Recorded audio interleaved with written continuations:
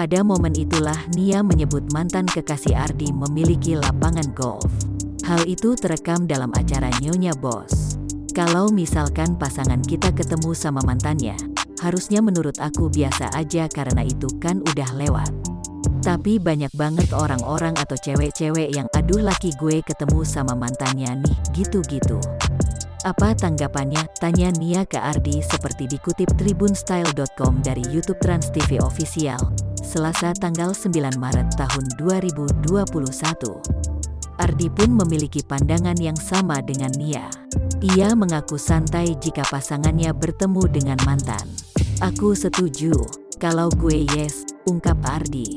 Nia kemudian membahas mantan kekasih suaminya yang memiliki lapangan golf.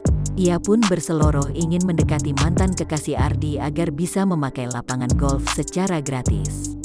Apalagi sekarang malah, karena aku tahu mantannya dia punya lapangan golf, aku pengen deketin.